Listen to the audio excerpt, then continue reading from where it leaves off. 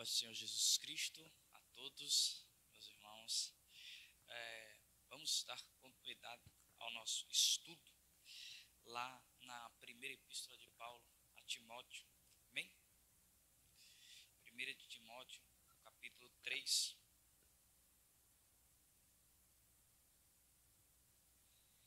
Primeira de Timóteo 3, a partir do verso 1. Fiel é a palavra, se alguém aspira ao episcopado, excelente obra almeja. É necessário, portanto, que o bispo seja irrepreensível, esposo de uma só mulher, temperante, sóbrio, modesto, hospitaleiro, apto para ensinar, não dado ao vinho, não violento, porém cordato, inimigo de contendas, não avarento, e que governe bem a própria casa, criando os filhos sob disciplina, com todo respeito. Pois se alguém não sabe governar a própria casa, como cuidará da igreja de Deus? Não seja neófito, para não suceder que se ensoberbeça e incorra na condenação do diabo. Pelo contrário, é necessário que ele tenha bom testemunho dos de fora, a fim de não cair no opróbrio e no laço do diabo. Amém? Nós estamos estudando esse texto já há alguns dias, já em alguns momentos, e nesta feita nós vamos tratar da necessidade ou do critério pelo qual, outro dos critérios pelo qual o pastor ou presbítero ou aquele que deseja este cargo, este ministério, ele deve ter. E esse critério é relacionado ao seu tratamento com os outros, ao seu relacionamento com os outros. Na última vez, nós falamos sobre a relação do aspirante ao ministério ou daquele que já está no ministério com o dinheiro.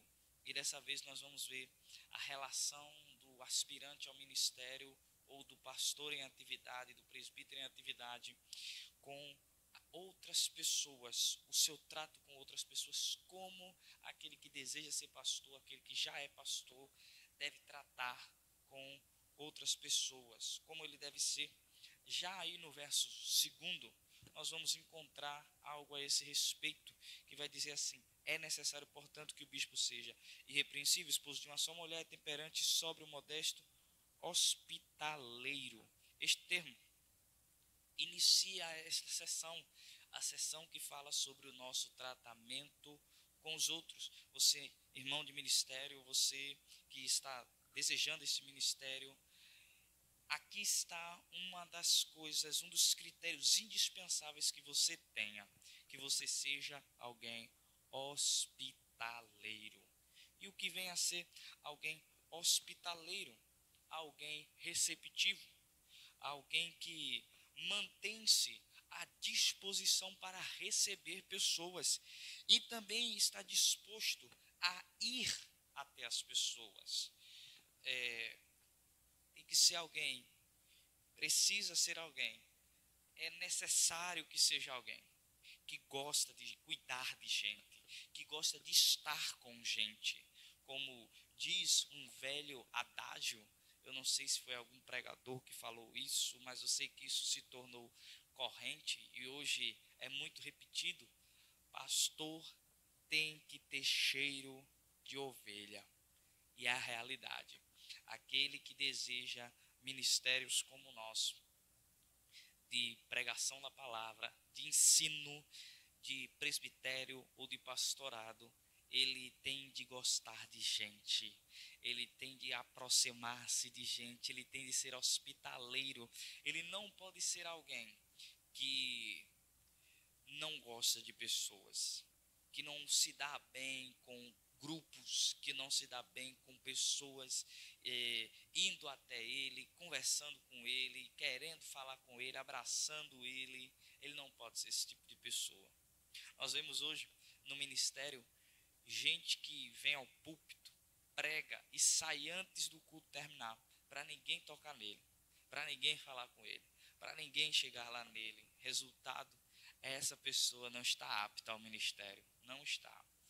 O pastor, ele é conhecido não pela sua vida do púlpito somente. Ele é alguém do púlpito, mas ele é alguém também de casa em casa. Ele é alguém também que cuida das suas ovelhas longe do púlpito. O púlpito é o lugar pelo qual ele fala diretamente a todas as suas ovelhas, mas na instrução pessoal ele cuida de cada ovelha particularmente dentro das suas dificuldades. Então, o primeiro critério dentro do nosso relacionamento com outros é que nós devemos ser hospitaleiros, ok? Devemos estar aí abertos a receber pessoas e aberto a ir até pessoas. Devemos gostar de estar com pessoas, devemos estar dispostos a gastar nosso tempo com pessoas, dispostos a ouvir pessoas, dispostos também a falar com pessoas. Devemos ser pessoas abertas quanto a este ponto, este particular. Ok? Bem, já no verso 3 vai ser dito outra qualidade no nosso relacionamento com outros. Veja comigo o verso 3. Não dado ao vinho, não violento, porém cordato, inimigo de contendas, não avarento. O termo que nos qualifica aqui dentro da nossa temática, que é o nosso relacionamento com outros, o termo que nós usaremos aqui é esse termo não violento. A versão Almeida Revista Corrigida vai dizer não espancador. E o que é isso?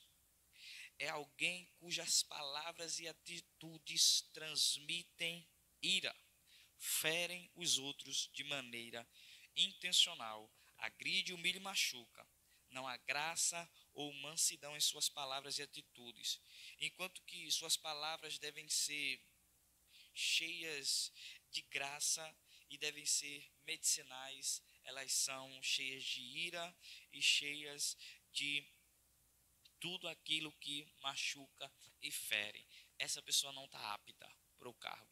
Essa pessoa não serve para ocupar o ministério. Não serve. Não tem como. Se ela é alguém que não consegue refrear as suas atitudes e a sua língua, ela não serve para o cargo. Ainda que o outro lhe tenha feito mal, não é nosso encargo feri-lo e não é nosso encargo machucá-lo com as nossas palavras ou com nossas atitudes. Não é. E uma vez que a pessoa não consegue segurar, não consegue refrear isso, ela é alguém violenta em palavras e atitudes, ele é alguém que fere por suas atitudes, é alguém vingativo, é alguém que guarda mágoa, é alguém que as suas palavras ele vai pregar depois do acontecimento. Por exemplo, um irmão da igreja machucou o pastor, feriu o pastor, e ele vai pregar no domingo seguinte. E a pregação dele toda exatamente no que diz respeito àquela pessoa. Ele sobe ao púlpito para ferir aquela pessoa com palavras. A pregação é toda destinada àquela pessoa. Ele não tem condições de estar ali. Ele não consegue refrear isso. Naquele momento, Deus não falou ao coração dele para que ele trouxesse a palavra. O coração dele falou o que queria falar. E nós não somos assim. Nós não devemos ser assim. Nós não devemos ser alguém violento, nem alguém espancador, alguém que facilmente perde o equilíbrio das atitudes e das palavras. Não podemos ser alguém assim. Se a pessoa encontra-se numa situação como essa, ela não está apta, ele está desaprovado por esse critério, ele não é alguém apto para assumir a vocação pastoral, a vocação do presbitério, a vocação de um presbítero. Amém? Até aqui. Não violento, o que a gente já falou, e hospitaleiro. Vamos ao próximo. Ainda aí no verso 3 vai ser dito outra coisa. Verso 3. Não dado ao vinho, não violento, porém cordato. A versão Almeida Revista Corrigida vai dizer não cobiçoso de torpe ganância, mas moderado, que é exatamente o que o termo cordato resume. E o que é isso, não cobiçoso de torpe ganância ou cordato? É alguém que não deixa com que iras ou ressentimentos lhe subam ao coração, mas é alguém que controla isso.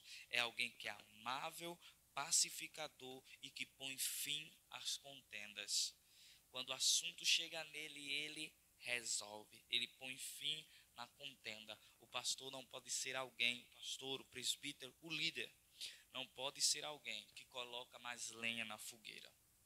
Ele tem que ser alguém cordato, ele tem que ser alguém que apazigua a situação, alguém que coloca fim na situação, alguém que não vai levar aquela situação ao último extremo, mas é alguém que é respeitável, é amável, pacificador e que não leva contendas adiante. É exatamente o contraponto de violento, né? Alguém que é violento, ele leva a contenda adiante, mas alguém que é cordato, alguém que é moderado, que não é cobiçoso de torpe ganância, ou seja, que não deixa as coisas subirem para o seu coração com força tal que ele não consegue controlar-se, é alguém cordato, é totalmente contrário do outro. O outro é violento, mas o pastor ele não pode ser alguém violento, mas ele precisa ser alguém cordato, ou alguém moderado, alguém que está sempre equilibrado, tem sempre a atitude correta em relação às coisas, principalmente no quesito ministério. Principalmente no quesito ministério, nós corremos esse risco. Muitas vezes nós ouvimos coisas que desagradam bastante e machucam bastante. Se nós formos pessoas altamente reativas, infelizmente a nossa pregação vai ser em reação, vai ser uma resposta àquelas palavras que a gente ouviu. E o púlpito não é o espaço para isso. Púlpito não é espaço para isso. O púlpito não é espaço para desabafar. O púlpito não é espaço para fazer apontamentos diretos ao irmão A ou ao irmão B. Não é. Se nós temos alguma coisa que tratar com o irmão A ou B, é direto com o irmão A ou B. Não pode ser do púlpito. O púlpito é o cetro de Deus, ou a palavra de Deus é o cetro pelo qual ele guia a sua igreja. Não podemos usar a palavra para ferir, para machucar. Devemos ser alguém que põe fim a contendas, alguém cordato ou alguém moderado, que não é cobiçoso de torpe ganância, como está sendo ensinado aí nesse termo do verso 3. Ok? Hospitaleiro, não violento, cordato. Esses são os primeiros 3 pontos do nosso relacionamento com o outro, do nosso relacionamento com os nossos irmãos. Alguém que não tem essa qualificação em sua vida, ou estas qualificações em sua vida, me respondam com sinceridade: essa pessoa vai ter futuro no ministério? Não vai. Ela vai estar sempre envolvida em contenda, ela vai estar sempre envolvida em discussões na igreja, ela vai estar sempre em conflito com alguém. Nunca vai estar tudo bem. E não é isso o nosso ministério. Nós não estamos no ministério para estar em guerra com todo mundo. Não é. Não é. Ainda no verso 3 vai ser dito aí assim: não dado ao vinho, não violento, porém cordato, inimigo de contendas. Inimigo de contendas. Na versão Almeida Revista Corrigida, vai ser dito não contencioso, que é a mesma coisa. Alguém que não gosta de contendas. Bem, alguém cordato ou alguém moderado, é alguém que põe fim à contenda. Mas alguém que é inimigo de contendas, ele é a pessoa que evita até mesmo criar a contenda. Ele prefere que a contenda não exista. É alguém que milita contra a existência de contenda. Ele é alguém que faz guerra para que não haja guerra. Ele faz uma guerra para que não haja contenda. Ele luta a maior batalha que for para evitar problema, para evitar contenda, para evitar conversas. Ele é alguém que até mesmo perde os seus direitos para evitar confusão com alguém. Ele deixa de falar alguma coisa, ele deixa de tomar posição em alguma coisa para evitar contenda, desde que isso não manche o ministério, desde que isso não ultrapasse princípios da Bíblia. Se for algo simples e básico e que não vai interferir em nada, geralmente isso acontece bastante. É mais ou menos assim. Tem irmãos que brigam até por cor de uniforme. Vai ter uma festividade na igreja e o uniforme é da cor azul. Aí tem irmãos, mas eu não gosto de azul, eu gosto de preto. Aí eu digo, mas eu não gosto de preto, eu gosto de branco. E aí começa uma briga na igreja. Não interfere em nada. Azul, preto, branco, não interfere em nada. E aí, numa situação como essa, a cor que foi escolhida, amém. O pastor, o presbítero não precisa ir lá e fazer uma briga e dizer que agora não vai ser mais azul, mais preto, mais branco, vai ser amarelo. Ele não precisa entrar nessa discussão.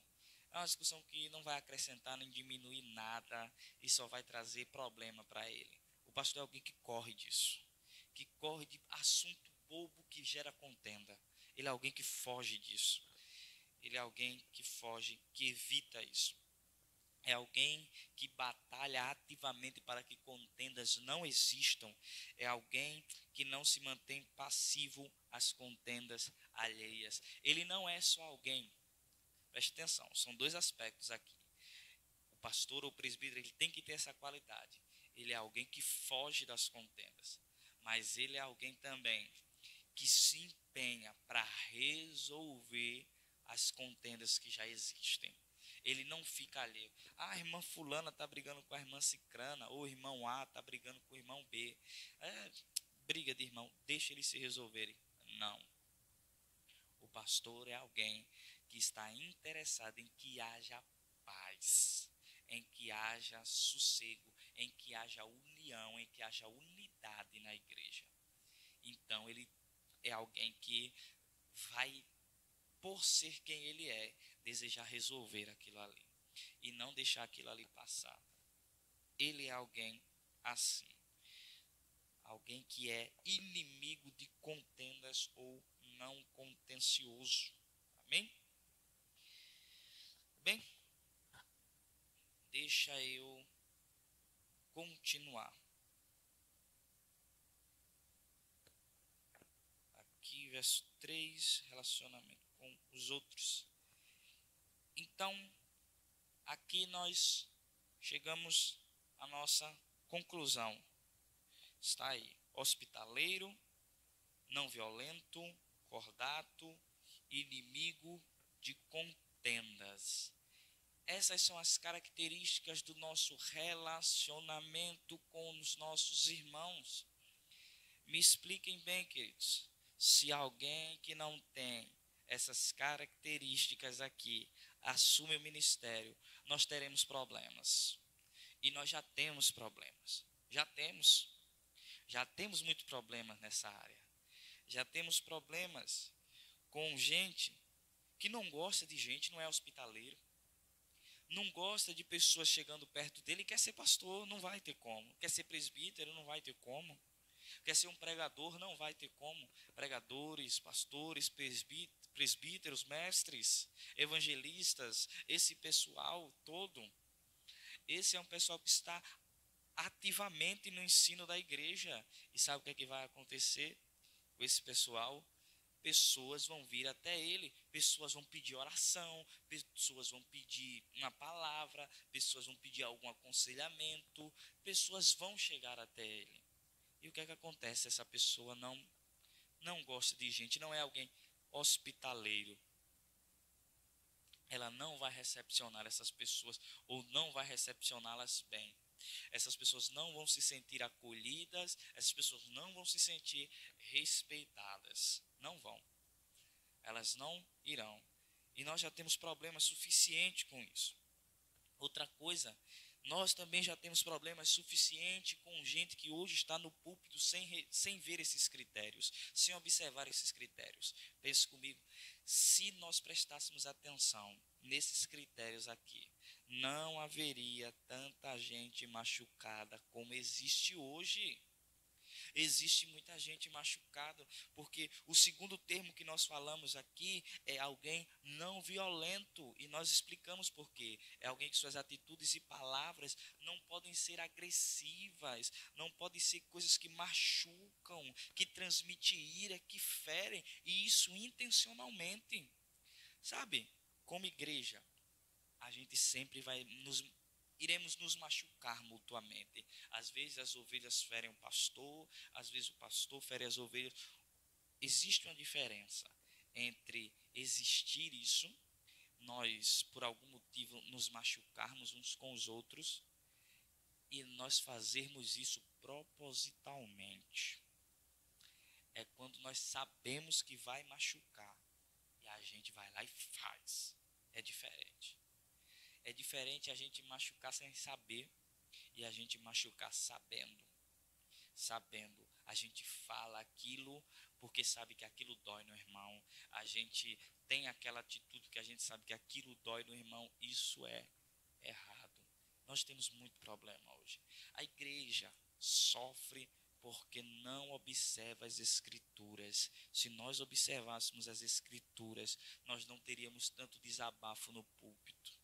Gente que pega o microfone para falar da vida de A, porque A, no decorrer da semana, teve alguma atitude que o pastor, o presbítero, o pregador não gostou. Sabe o que é que vai acontecer? O presbítero vai falar da vida do irmão lá no púlpito. E todo mundo da igreja sabe de quem que está sendo referido ali. Sabe o que é que acontece numa situação como essa? A igreja toda vai entrar numa desconfiança com os líderes. Eu, particularmente, nunca iria pedir aconselhamento a um pastor desse. Nunca. Porque no dia em que existisse um atrito entre nós, sabe o que aconteceria? A mesma coisa que aconteceu com outro irmão. Ele pegaria tudo que ele sabe da minha vida e colocaria diante de todo mundo no púlpito da igreja. Não dá para confiar. Não dá para confiar. Então nós vivemos uma problemática séria. Se observássemos as escrituras, como diz Oséias, o meu povo perece porque lhe falta conhecimentos. Como é que a gente coloca no púlpito alguém assim, gente? Como é que vai para o púlpito? Como é que vai ser pregador alguém assim? Que não gosta de gente, que é violento, que as atitudes transmitem ira, que machucam, que ferem de propósito. Bem, como é que a gente coloca alguém que ao invés de pôr fim em contendas, ele serve de combustível para alimentar o fogo da contenda no meio da igreja? Como é? O pastor não pode ser assim. O pastor não pode ser aquele que... O pastor, o presbítero, o pregador, o evangelista, qualquer um daquele incubito de trazer a palavra. Ele não pode ser alguém que serve como combustível para as desavenças da igreja. É impossível que